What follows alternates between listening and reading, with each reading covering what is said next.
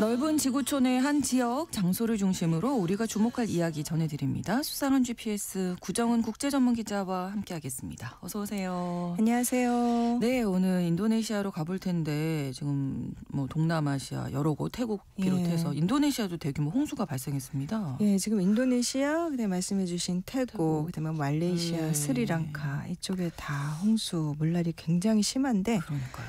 이제 특히 피해가 심한 곳이 이제 인도네시아에서는 수마트라 섬입니다. 네. 현지 언론 보도를 보니까 뭐 산사태 사망자가 뭐 700명이 넘는다. 이게 어제까지 정도의 상황이었는데, 네.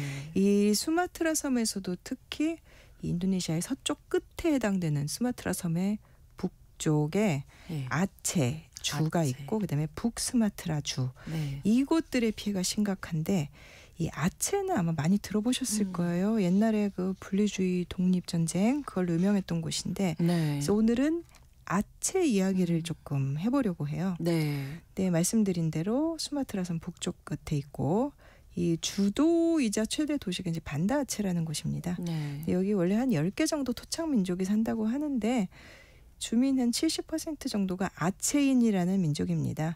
네, 작년 기준으로 인구가 한 550만 명. 근데 물론 여기 땅도 넓습니다. 그렇겠죠. 면적이 한 5만 7천 제곱킬로미터니까 뭐 한국의 한 절반보다도 좀 큰 그런 정도고요. 그렇군요. 이 아체주가 인도네시아에서 이슬람이 처음 전파된 네. 곳이라고요? 예, 그렇기도 하고 또 인도네시아뿐만 아니라 네. 이 동남아시아에 이슬람이 확산되는데 여기 아체가 핵심적인 역할을 했다고 해요. 네. 근데 이게 그 위치를 알면은 이해를 할 수가 있는데, 이 말라카 해협이라는 거, 그러니까 오늘날의 인도네시아, 말레이시아 여기, 거기가 원래 옛날부터 향신료 무역, 교역 이런 게 많았던 곳이고, 네.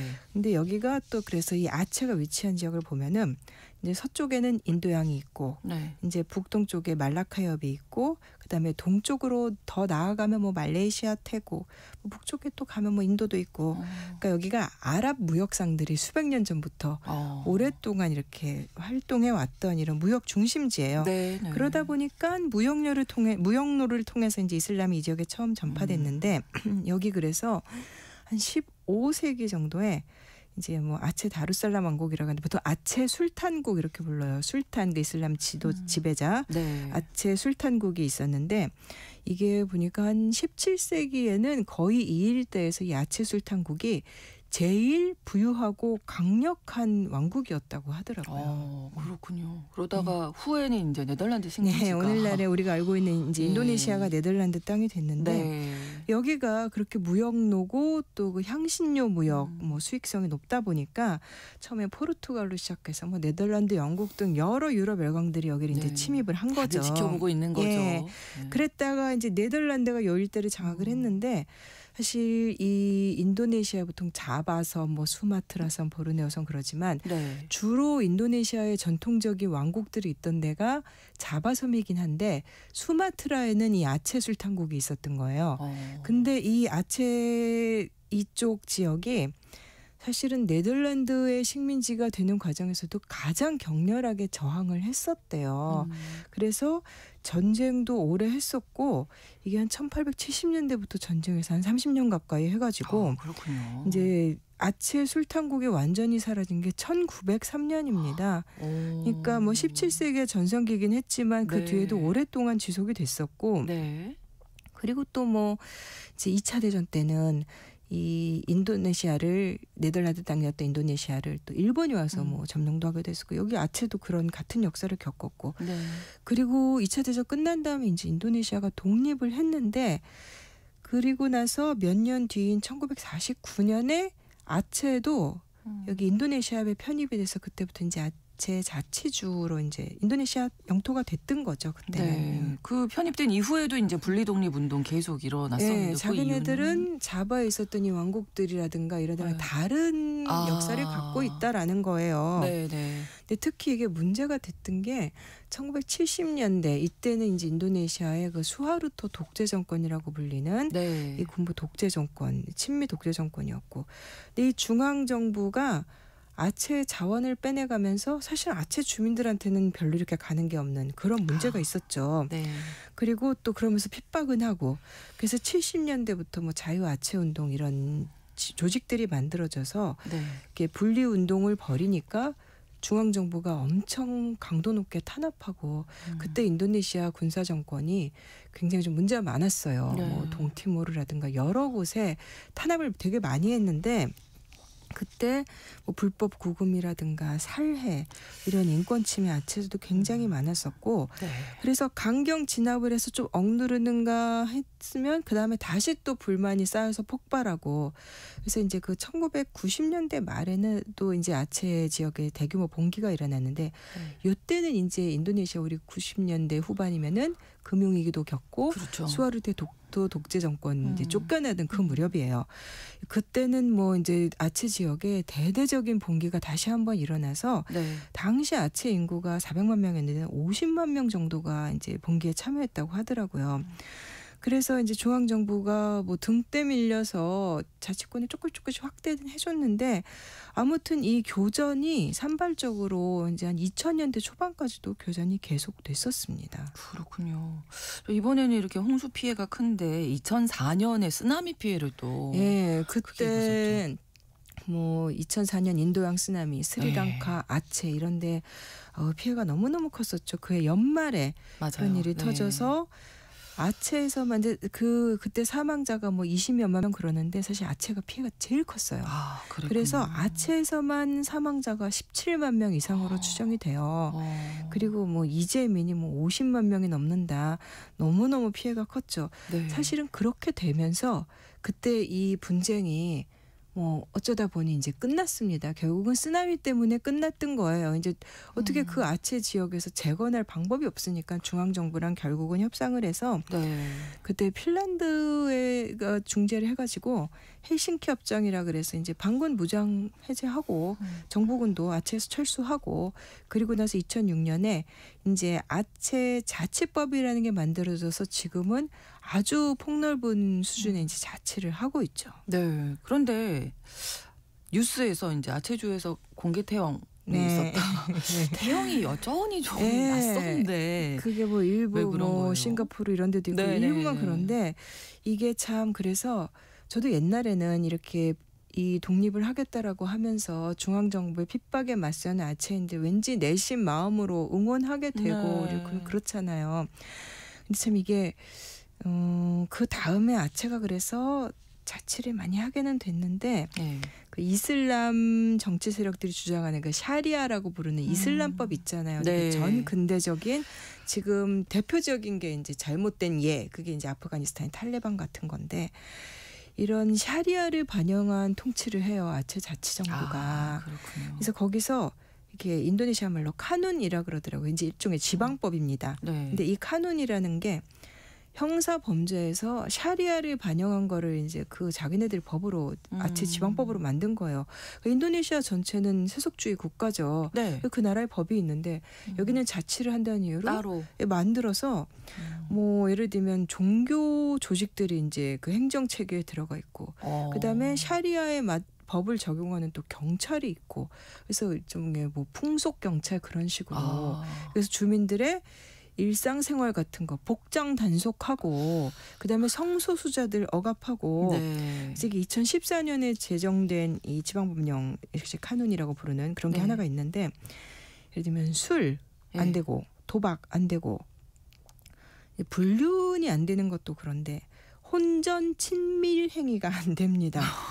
또는 뭐 성희롱, 성폭력, 무고, 동성애 이런 것 중에 어떤 건 우리가 보기에 범죄인 것도 있지만 어떤 거는 저거는 개인의 사생활 영역이 아닌가 하는 것들을 다 형사 범죄로 규정을 해요. 네. 그래서 형벌이 어떻게 되냐면 태형과 벌금형과 징역형이 그 범죄에 따라서 이제 혼합해서 나오는데 예를 들면은 성인 남녀가 은밀하게 동석했다. 네. 이 부부가 아닌데 그러면 최대 뭐 10대 그다음에 아동 성폭행 같은 경우는 150대에서 200대. 당연히 아동 성폭행 굉장히 큰 범죄입니다. 그렇죠. 그렇지만 이제 네. 이거를 공개 태형을 하게 되어 있습니다. 그럼 지금도 뭐 복장 단속도 있고 태형도 실제로 집행되는 합니다. 거예요? 그래서 저도 막 찾아봤어요. 여기에 샤리아 범죄를 주로 다루는 경찰 조직이 있어요. 네. 그러니까 보니까 찾아보니까 뭐 작년에도 무슬림 복장 규정 위반 그래서 뭐 27명인가 적발됐고 올해 5월 달에도 있었고 그다음에 이거를 위반하면은 공개 태형을 하는데 네. 당연히 인도네시아의 인도네시아 전체에 뭐 무슬림이 많다고는 하지만 그냥 우리랑 똑같은 국가인데 다 그렇지는 않으니까 이 아치에서 지역만 그런 이런 거죠. 일이 일어나는 거에 대해서 그게 막 이제 인도네시아 언론들에서도 이제 공개 태형하면 막 엄청 보도 많이 되고 그러면 이게 맞냐 과연. 그래서 이게 인도네시아에서도 항상 전국적인 논쟁이 일어나고 그다음에 인도네시아 이제 그 의회에서 네. 이걸 형사법 개정안 이런 거 그냥 법률 일반적인 거 논의할 때도 이게 과연 아체 지역만 이런 형법을 하는 게 이게 과연 헌법에 보장된 권리라고 할 수 있느냐. 자치는 좋은데 이 형법을 과연 우리가 다 인도네시아 전체에서 이걸 저거 인정을 해줘야 되느냐라는 논의가 나오고 네. 정치적인 쟁점인 거죠. 그러네요. 특히 이제 인권단체들이 문제 삼는 거는 태형. 이게 결국은 아체에서도 정작 이슬람 엘리트들이라든가 이런 사람들이 아니라 여성, 성소수자, 빈곤층, 약자들한테만 집중적으로 이게 집행이 된다는 거예요. 네. 근데 이게 계속 논란이 되니까 아체 정부가 내놨던 방안이 뭐냐면 2019년에 나온 건데 그러면은 여성을 태형할 때는 매질하는 건 여성이 하는 걸로 하겠다. 이게 개선책이었는데. 개선 방안이에요. 예. 네. 근데 이제 예를 들면 뭐 올 8월에도 이제 아체 서부에서 이제 유죄 판결 이제 외도 혐의로 이 여성이 100대를 태형을 맞았대. 이게 그때 공개 태형인데 사람들 보는 앞에. 그러다 보니까 이게 인도네시아 뭐 저녁에 포털에 실리면 또 완전히 여론 들끓고 이게 말이 되느냐. 네네. 올해 뭐 2월 달에도 동성애 혐의로 이 남성 2명 그다음에 올해 8월에도 역시 20대 남성 2명 한 80대 정도씩 각자 이제 태형에다가 이걸 보면은 그렇게 오랫동안 싸워서 자치를 확보를 했는데 네네. 과연 이게 누구를 위한 자치인가. 약자들의 대부분의 사람이 예를 들면 원한다고 하더라도 일부라도 이것 때문에 이런 탄압을 받게 된다 그러면 저는 문제라고 생각하거든요. 그래서 이거 참 여러 가지 의문을 갖게 만들죠. 그러네요.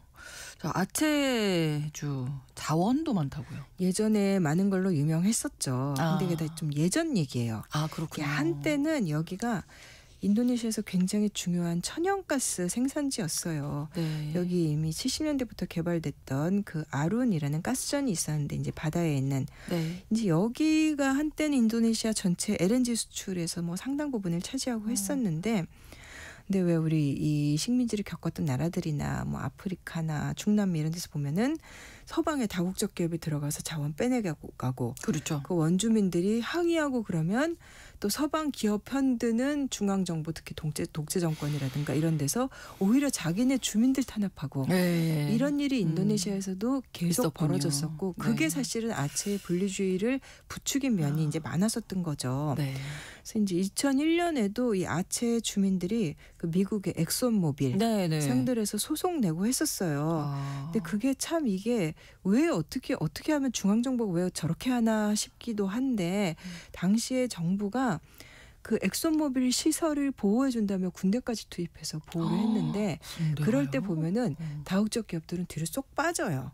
이권만 채가고 그러면 거기 주민들을 탄압하고 이 모든 책임은 현지 정부가 그러니까 내부 갖고 갈등이 있는 되는 거죠. 그래가지고 주민들이 이제 당시의 인권 침해에 대해서 정부 상대로 소송 내고 그러니까 엑소모빌은 혐의 자기네는 상관없다고 부인하고 사업 쏙 빼내가고 이제 중단해 버렸어요. 네. 근데 이미 가스는 거의 다 뽑을 없는 만큼 거예요. 뽑아낸 거고 지금은 아체 지역의 천연가스는 왜 땅속에 있긴 하겠지만 뽑아내서 쓸 정도로 이 그 상업성이 있는 거 그만큼의 매장량은 지금 거의 다 고갈돼서 뭐 어떤 조사에서는 이미 99% 다 뺐었다라고 하고 지금은 이제 에너지 그거는 거의 없어졌다고 합니다. 참 자원도 많았는데 서방 기업들 다 빼가고 자연재해는 또 반복되는 상황이고요. 너무 안타까운데 지역 경제 상황은 어떻습니까? 지역 경제가 그 쓰나미로 거의 초토화된 다음에 그거는 집중적으로 중앙정부도 나서고 해가지고 네. 그때 2004년에 나고 그다음에 한 5년 정도 2009년까지 네. 재건 계획을 세웠었어요. 그래서 물리적인 인프라 뭐 도로라든가 뭐 학교 병원 이런 거 하고 그다음에 집들 이런 거는 2009년까지 거의 다 복구는 완료가 네. 됐습니다. 그걸 뭐 네. 국제기구에서 이거 뭐 복구가 됐다라고 인정을 했고 네. 근데 이제 빈곤, 농촌 지역 같은데 여기 당연히 뭐 농촌이 많죠. 빈곤이 좀 심각하고 격차도 당연히 크고. 근데 이제 인도네시아 전체 빈곤율은 한 8.6% 정도 되더라고요. 세계은행 자료를 보니까. 네. 근데 아체는 작년까지 한 14% 그렇다가 뭐 올해 기준으로는 좀 낮아져서 12%가 여전히 인도네시아 전체랑 비교해 봤을 때는 좀 가난한 편이고. 네. 그리고 이제 여기가 경제적으로 자립하기 힘들다 보니까 중앙정부가 특별자치재원이라는 걸 만들어서 그 중앙정부 그 재정의 한 2%는 매년 아체에 배정을 해줬었어요. 네. 근데 이게 중앙정부도 이제 자기네도 할 일이 많고 하다 보니까 2023년부터는 이거를 절반으로 1%로 줄였습니다. 그러면서 이제 아체도 이제 살 길을 모색해야 되는데 자원은 별로 없어지고 이런 상황인 거죠. 그렇군요. 이번에 이 홍수를 계기로 해서 환경 파괴 문제가 또 다시 제기된다고요? 이게 이번 홍수가 일어난 게 직접적인 원인으로 보면은 11월 말에 이 말라카 해협 쪽에서 네. 이 그 열대성 저기압, 우리식으로 하면 태풍 같은 거, 네.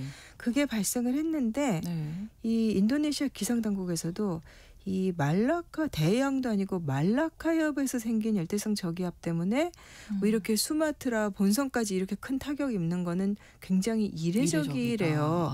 근데 그 자체가 그렇게 열대성 저기압의 에너지가 커진 것도 이제 우리 뭐 태풍 때마다 얘기 나오듯이 기후변화 그렇죠. 영향이 있는데 네. 이게 육지로 올라왔을 때 이렇게 산사태 홍수 피해 커진 거는 수마트라 전체의 산림 파괴, 숲이 사라진 거, 그 영향이 크다. 네. 그래서 현지 그린피스에서는 이게 결국은 몇 년 동안 기후 위기가 악화돼 온 거, 그다음에 자체적으로 이 환경 파괴, 네. 이것 때문에 일어난 거다. 그래서 지금 프라보 수비안토 대통령이 이끄는 인도네시아 정부를 향해서 인도네시아 전체적인 개발 정책, 그다음에 기후 대응이라든가 산림 관리 정책 이런 거를 이제는 좀 친환경적으로 개편해야 된다라고 네. 얘기를 해요. 네. 사실 이 수마트라 일대에 네. 뭐 천연님, 열대우림들 대부분이 그 식용이라든가 공업용으로 많이 쓰이는 파묘 생산하는 농장으로 네. 바뀌고 그렇군요. 또 이제 펄프 때문에 목재 농장으로 바뀌고 이런 영향이 컸다고 하더라고요. 예. 무엇보다 정말 이재민들의 걱정이죠. 네. 이재민들 지금 뭐